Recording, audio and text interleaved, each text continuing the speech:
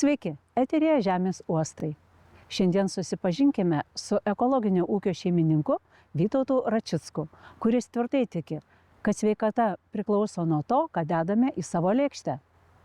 Atraskime kartu jo Žemės uostą, kuriame yra rytojaus sveikesni ir tvaresni pasirinkimai. Mityba yra bene svarbiausias veiksnys, lemiantis žmogaus savijautą. O kokį maistą galime vadinti palankiu ir sveikatai, ir aplinkai? Šiandien pasakosime apie verslą, kuris būtent tai ir siūlo. Ekologinio ūkio šeimininkas ir kepyklos Du medų įkūrėjas Vytautas Račickas dalijasi savo istoriją. Kaip pavargęs nuo įtempto gyvenimo, susirūpinęs šeimos sveikata, jis pasirinko kelią į dabartinį gyvenimą ir įpročius. Kada suvokiau turbūt, kai susidūriau su gyvenimo tempu greičiu, reiškia, dirbdamas korporacijose, kad tas gyvenimas ne man, kad gyvenimas turėtų eiti lėčiau, kokybiškiau. Teisingai suvokiau į mokslus, nuėjau mokytis toliau, iš tikrųjų tai, ką aš darau, ir aplinkos inžinierijos, ir verslo mokinausi, dar dabar mokausi iš tikrųjų. Mokausi tą kokybiško gyvenimo, tą suprasti, koks jis iš tikrųjų yra. Ir iš tikrųjų man tas kokybiškas gyvenimas visai asocijuojasi su kokybišku maistu. Kokybišką maistą įskiepijo mūsų tėvai. Bet kokiu atveju nesitaikėm su tai, ką mums siūlo prekybos centras, nesitaikėm su tokia pasiūla, kokie jie buvo rinkoje, kepėm ir darėm savo gaminius ir juos teikėm rinkoje. Ir tas turbūt ir yra tas pagrindinis tas lūžis, kad norint gyventi kokybiškai ir gerai, turi pats tą daryti. Pats prisidėti prie tos kokybės. Verslininkas teigia, siekęs ne tik pamaitinti žmonės, bet ir įkvėpti gyventi sąmoningiau, maitintis skaniau ir sveikiau.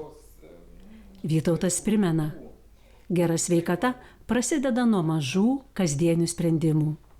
O vienas iš svarbiausių priimamas būtent virtuvėje. Jo verslo filosofija paprasta, bet gili. Kuo trumpesnis ir tvaresnis kelias nuo lauko iki stalo. Aukščiausia kokybė tai yra ekologija, ekologiškas maistas. Tiesioginė grandinė, kurią mes ir dabar darom. Tai reiškia nuo lauko iki stalo. Nuo lauko iki stalo kuo trumpesniu keliu ir kuo šviežiau. Reiškia, jeigu mes sugebėjom su tėvais gyvendami ūkį, tarkim, nusinešti stalą į daržą ir iš ten tiesiai valgyti, tai yra trumpiausias ir kokybiškiausias maistas. Reiškia, jis nešaldomas, netransportuojamas, nepurškiamas kažkokiais pesticidais. Tai yra aukščiausia kokybė. Ta ir mes dabar darom. Mes norim, kad nuo mūsų lauko iki stalo būtų kuo trumpesnis kelias. Reiškia, sumalti miltus, užauginti rugius ir pateikti, tarkim, ar darželėje vaikui ant stalo, ar žmogui pateikti per marketą, kažkokią tai rinką, ar mes patys važiuojame į turgų, prekiaujam savo produktais. Iškeptą duoną penktadienį, šeštadienį ryte gali įsigyti turguje, tai yra pačios trumpiausios grandinės pasiekmė. Žmonės tikrai labai mylimus.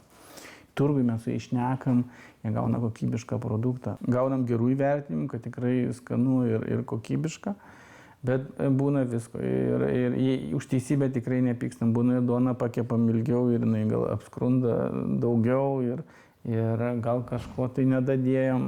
Visko būna ir tos atsiliepiam ir atsiprašom žmonių. Jeigu padarėm kažką ne taip, aišku, žmonių būna ir skirtingų skonių, jiems tiesiog nepatinka, tiesiog.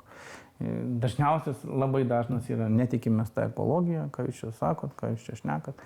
Tai mes visus tos žmonės kviečiam pas save, kaip ir jūs, apsižiūrėti, pažiūrėti, kaip iš tikrųjų gyvena, kaip viskas vyksta, kad jokio čia kažkokio tai, kaip pasakyti, netikrumo nėra. Galite važiuoti į ūkį, imti tyrimus, ką daro mūsų sertifikuojantį įstaigą, ta prasme, nėra jokios chemijos, nieko, ta prasme, mes pateikėm tikrai švarų, šviežią, ekologišką produktą žmonėms. Tai yra mums svarbiausia. Korporacijos tai daro daugiau tą produktą, kaip pasakyti, madingą, gražiai pakuoti, visą kitą, sugeba geriau parduoti, patį produktą. O tas ūkininkas, kuris iš tikrųjų ekologiškai gamina, jis to nesugeba padaryti. Mano tokia ir mintis buvo, kad tą praktiką, tą žinias atsinešti į ūkius, net ne į mano vieną ūkį, į ūkius ir padėti žmonėms susišnekėti. Šiandien daugelis neabejoja, kad ekologinis žemės ūkis yra tvarus ir perspektyvus. Tačiau kyla klausimas, ar tai ilgalaikis pasirinkimas, ar tiesiog dar viena madinga tendencija. Kažkada buvo mada. Tai madą sulyginčiau gal su tokiu žodžiu stengtis, žinai. Kas yra stengtis? Reiškia, garsiai nieko neveikti. Reiškia, aš esu madingas, bet ekologijos jie neturi. Ta prasme, jie tik šneka, bet jie jos net neperka. Tie žmonės, aš apie ką kalbu, kurie prie mados yra. Tai jie būna prie, bet ne tame veiksme. Ekologai, tie, kurie pradėjo, kuriuos aš pats pažįstu asmeniškai, tikrai jie ir yra ekologai. Jie niekada jos nemetė, gyvena vienais metais madingais, kitais metais nelabai, bet iš pačio principo, jeigu žmogus nusprendė taip gyventi, jisai tą gyvenimą skatina, nes jis yra, mano nuomonė, yra teisingas. O tas mados vaikymasis tai kaip, nežinau, kaip kai kurie, kaip pokemonai. Vieną dieną buvo madingi, kitą dieną jau nebe. Tai tie žmonės išeina. Tai kažkoks buvo pakilimas, kaip sakau, netikro tokio pakilimo, nes mada galbūt praėjo, bet vartojimas padidėjo. Reiškia, žmonės mažiau šneka, kad tai yra mada, o daugiau daro tai kasdieną. Reiškia, ir produktų asortimentas yra padidėjęs tiek visose prekybos vietose, visose ir tinkluose, ir turgavietėse, ir internete. Tai reiškia, pasiūla ir paklausa padidėjo. Kiek ten mada bešokinėtų, reiškia, garsūs žmonės užlipo ant pjedestalo, kažką pasakė, užsidėjo pliusą, kad buvo. Jeigu jie toliau tęsia tą ekologijos kelią, tai yra puiku, o kiti tiesiog varnelę užsidėjo ir išėjo. Tai taip ta kuriama mada, bet tai darosi jau ir nebe mada. Reiškia, ekologija, aš visai sakau, nuo ko prasideda ekologija, tai reiškia, ekologija prasideda nuo moters nėštumo arba nuo pirmos ligos. Tai reiškia, žmonės pradeda sirgti alergijom,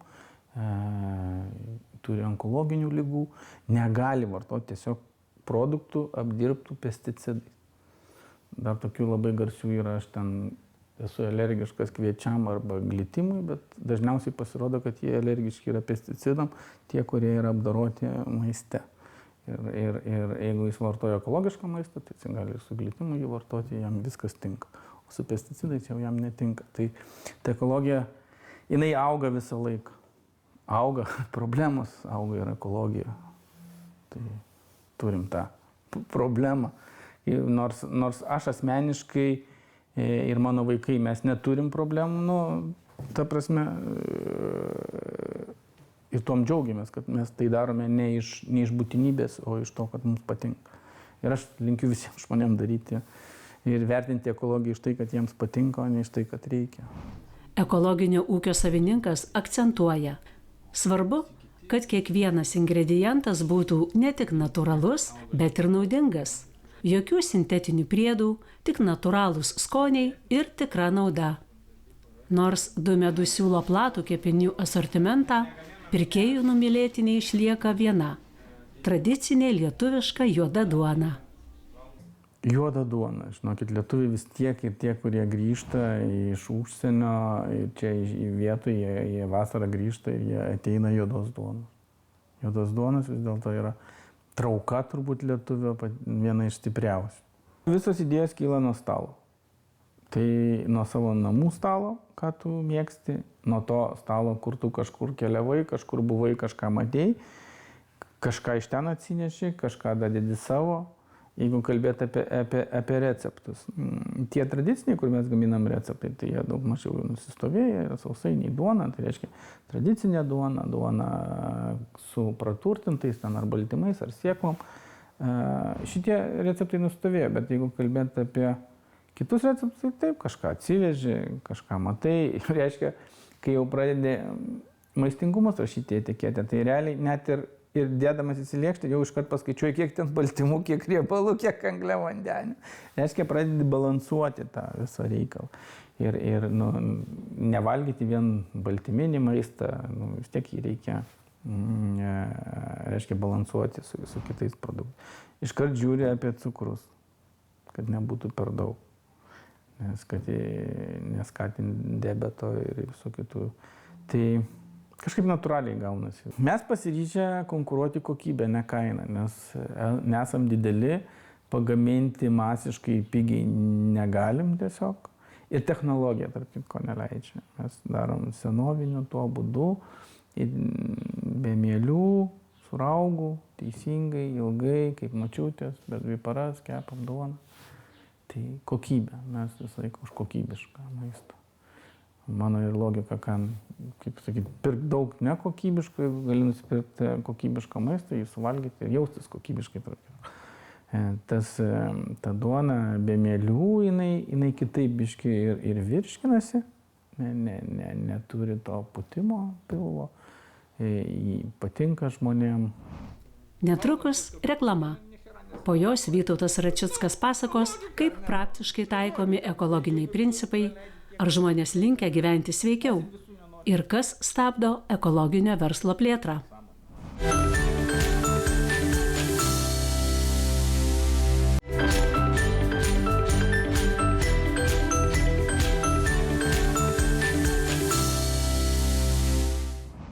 Vytautas Račickas sako, kad per savo gaminius siekia parodyti, ką iš tiesų reiškia ekologija. Ir džiaugiasi, jog vis daugiau žmonių rūpinasi, ką deda į savo lėkštes. Ta darom turbūt mes, tie, kurie ekologai, kurie daro savo pavyzdžiais tą gerą, bandom perduoti tą gerą patirtį, reiškia, edukuoja, pagauna tie patys influenceriai, jeigu taip galima, čia nelietuviškai pasakyti, siekėjai. Iš tikrųjų daug to kokybiško maisto pradėjo reklamuoti socialiniuose tinkluose, atsirado visokiausius kaminų gerai, sveikai ir visaip kitaip. Ir seka žmonės, iš tikrųjų seka žmonės tos gerosius pavyzdžius, tai kas yra labai džiugu. Žmogui kas svarbu maiste, aš visai sakau. Estetika svarbu, kad būtų gražiai pateikta, skonis visą laiką turi būti. Ir reiškia ir balansas. Ir jeigu dar ekologija, tai iš vis puiku. Viską galima padaryti ekologiškai, ir skaniai, ir sveikai, ir ekologiškai. Kiti tiesiog ekologija dadeda tokį, dažnai toks klausimas, kas yra ekologija iš viso. Kodėl tas žodis ekologija? Ekologija tai yra mūsų žmonių santykis su gamta. Kas yra iš tikrųjų ekologija? Tai ką ekologas daro, jis tiesiog gamtos neteršia. Jis ne tai, kad savo užaugintos produkcijos neteršia. Mes šiaip neteršiam gamtos. Mes nepilam į žemę jokių pesticidų. Nei į orą, nei į vandenį. Mes išlaikom gamtą natūralią. Natūralioj gamtoj auginam sveikus produktus. Tai va, už tai žmogus, kad mes saugom gamtą, jisai, kaip sakyt, sumoka daugiau už tą produktą. Nes lygiai tą patį ridiką galima užauginti cheminiu būdu 2 greičiau ir 2 pigiau. Bet tai kas iš to bus? Reiškia, jau žemėje bus pesticidai, jie skyla į orą arba į vandenį. Tai kas dabar gaunasi? Foninė tarša, vandenys užteršti. Tai vat šitą reikia suvokti. Tos intensyvaus ūkio valstybės, Vokietija, Austrija, Danija, jos to suprato, ir Olandija, ir visi kiti. Taip, jie šiltnamiuose augina puikiausius pomidorus, veža mums parduoti. Patys iš ūkininkų perka. Kas yra gerai, dar neatsitiko jų lygis. Reiškia, žmonės dar eina į turgų, renkasi dar gerus produktus, iš kaimo nežasi kiaušinius. Pažiūrėkit, net didmiestis Vilnius ten atrinksim, kad visi turi kažkokį kaimuką, močiutę, tetą, dar kažką, sugeba atsivežti kokybišką maistą. Tai mes dar esam nesugadinti iki didmečių ten New Yorko, Milano ar Berlyno. Tai tas yra gerai. Ir va ta mados banga, kur visą laiką pakyla, tai visą laiką žmonės nugrėžia į tą sveikesnį maistą. Verslininkas įsitikinęs, kad ekologinio gyvenimo principus reikia diegti nuo mažumės. Dėl to jis tiekia savo produktus ugdymo įstaigoms ir tiki. Vaikystėje susiformavę įpročiai išlieka visam gyvenimui. Tikiuosi, kad tas projektas auga, jis iš tikrųjų ir auga, jisai perauga iš darželio iki mokyklinio ugdymo įstaigas, į mokyklinio, jau ir mokyklos eina link to. Reiškia, tęsimas jis vyksta, vaikas auga, reiškia, turi augti ir ta ekologija su juo. Ir tie įpročiai, kurie vis dėlto vaikystėje, mitybos įpročiai, kurie susidaro, jie taip paprastai nedingsta. Ir tu imdamas ar kitą duoną, ar kitokį produktą, tau jau nebeskanu. Aš ant savęs išbandęs, man nebeskanu saldus produktai, sūrus produktai. Reiškia, produktai, kurie yra, kaip čia, prieskoniais pagerinti arba kitaip skonio stiprikliais pagerinti. Tu tų produktų nenori. Tavo smegenis atšimpa nuo tų dalykų, nuo čipsų, nuo Coca-Colų, nuo saldžių gėrimų. Atšimpa tiesiog ir mano vaikai tikrai negeria. Geria vandenį, jie valgo švarius produktus, jiems net neskanu. O korporacijos nori mus primaitinti tais dalykais, kurie visą laiką skatina suvalgyti kuo daugiau, išgerti kuo daugiau, kad jiems būtų pelnai didesni. Jie tą daro. Žmogus turi atrasti laiko kokybišką maistą, kaip italas, tarkim. Ir reiškia, jie turi šeimoje pasėdėti, ten valgyti 2 valandas ar kiekvieną vakarą, kad ir pabendrautų ir gero maisto gautų. Tiesiog čia gyvenimo būdas. Mes visi iš to godumo norim uždirbti daugiau, dirbam ten ir stipriau, ir net ir per 2 darbus kai kas. Tai taip reikia sustoti ir gyventi. Ir tas gal atliekamas 100 ar 200, kurios, tu papildomai uždirbi, gal geriau skirti kokybiškam laikui, nebūtinai maistui, šiaip kokybiškam laikui. Atrasti laiko atsisėsti, pavalgyti, pabendrauti su šeimos nariais, pasikviesti kaimynus. Aš visai sakau tą patį žmonėm, pradėkite nuo tiek, kiek galite. Nepulkit radikaliai į ekologiją, jeigu to nedarėte iki tol. Tiesiog paprastai. Pradėkite vartoti gal duoną, gal kažkokį kitą produktą. Gal tiesiog daugiau išeikite į gamtą, pasižiūrėkite, kur yra, ta prasme, natūrali gamta, kur yra dirbtinė gamta, kas jums labiau patinka. Jeigu nors dirbtiniai gamtoj būti, tai tas įprastinis gyvenimas. Jeigu natūralioj gamtoj būti, pušynė prie jūros, prie ežero, ir tas jums patinka, ir kad ten atskris uodas, ar kažkoks tai bus kenkėjas, tai su visais ekologija mes su visais sugyvenam. Sugyvenam ir su augalais, ir su gyvūnais, ir žmogus sugyvena gražioj gamtoj. Tai va, toks skirtumas yra. Jeigu tau patinka tas buvimas gamtoj prie ežero, prie jūros, rinkis ekologiją, sakyčiau, žmogau. Tikrai. O tas, jeigu tu nori dirbti nuo šviesos, ten kažkoks prekybos tinklas, ten kur kažkokie kaktusai susodinti, kurie vargsta, auga sunkiai, tai tada tas įprastinis gyvenimas. Pesticidai pagreitintas, paskonintas, madingas, išreklamuotas toks gyvenimas. O nereklamuotas ir ekologiškas gyvenimas jis atrodo kitaip. Ir kas būtų labai įdomu, tas natūralus gyvenimas iš tikrųjų žmonės gydo. Nes visos sanatorijos yra pastatytos natūralioj gamtoj. Tai linkiu visiems gyventi gražioj aplinkoj, vartoti kokybišką maistą ir būti laimingi. Nepaslaptis, kad ekologijos principais paremti verslai susiduria su nemenkais iššūkiais. Vyras neslepia, kad ir jo verslo neaplenkė sudėtingos patirtys. Štai neseniai teko sustabdyti Kaune įkurtos ekologiškų desertų parduotuvės veiklą. Kaunas nori tos vietos. Esmė tame, kad gal nėra tiek progų ir mes gal per drąsiai tą žingsnį dėjom, kad norėjom parodyti žmonėm iš plačiosios, reiškia, pusės ekologijai, kad jinai gali būti visur. Tai taip, teko tą projektą mūsų saldui, nesakau uždaryti, jisai nėra uždarytas, jis yra pristabdytas, reiškia. Ieškom gal kažkokios patogesnės žmonėm vietos tiem produktam įsigyti. Tiesiog gal turėjom šiek tiek nepatogią privažiavimų vietą. Tai kiti žmonės tiesiog sakydavo, mes tikrai norim, mes privažiuoti neišeina laiko, ten trūksta ir dar kažką. Norėt visi nori. Tai dar trūksta, gal ir viešinimo trūksta, gal kodėl ekologija turėtų būti, kodėl jie turi būtinai rinktis tą produktą, o ne kitą. Tiesiog mintise jisai nežlugo, jisai buvo išbandytas tam tikrose sąlygose. Manau, kad atsiras sąlygose, kuriuose jisai gyvens. Ieškai išėjimo, kažkokio, koks jisai turi būti. Ir taip būna, kad tave nuvilia, nežinau, kažkokia biurokratija, tarkim, arba žmonių neišprusimas. Tai ten, kaip sakyt, išvadina, tu kaip ir tą gerą darai, o jis dar sako, čia nereikėjo ir nereikia.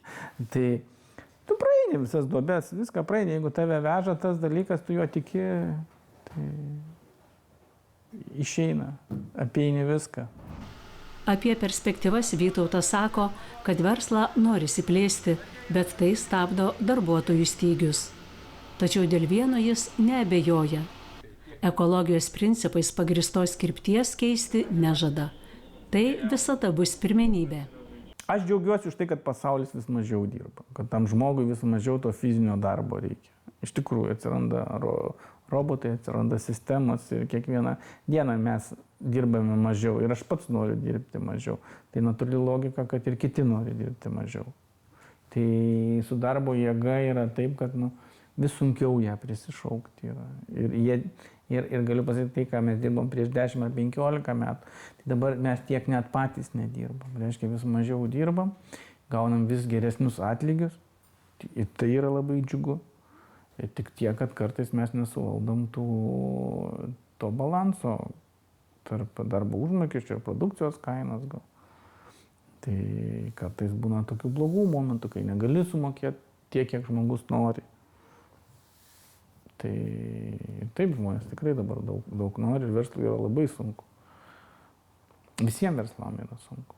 Kiekvienais metais mes, norint uždirbti tuos pačius pinigus, turim įdėti vis daugiau pastangų. Reiškia, arba daryti kažkokias inovacijas. Atnaujinti įrengimus ar optimizuoti maršrutus važiavimo.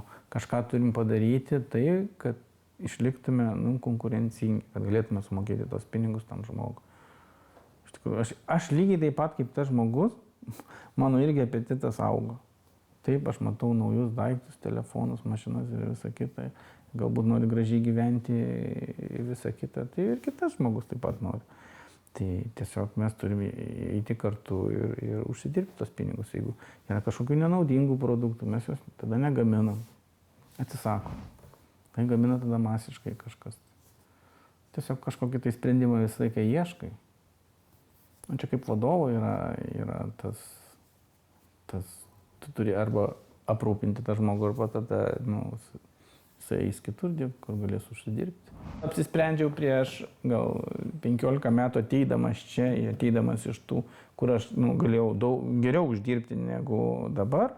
Tai aš atėjau į čia, atėjau į tai, ką aš noriu daryti, man patinka ir tiek, kiek čia bus to verslo, tiek užteks.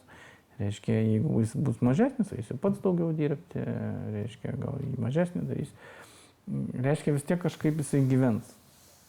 Tik formatas jo gali keistis. Gal mes tada neturėsim 30 žmonių, gal turėsim tik 20. Gal atsisakysim tas, kas nepelninga. Tiesiog. Nemanau, kad ta produkcija taps nepaklausi, nes ekologija vis tiek jinai auga, manau, kad ir augs. Vytautas Račickas su meile puoselėja iš tėvų paveldėtą ekologinį ūkį. Ir šis jo žemės uostas suteikia galimybę rinktis tiems, kurie nori gyventi tvariau ir sveikiau. Tai tiek šiandien apie žemės uostus. Susitikėme lygiai po savaitės. Sudie.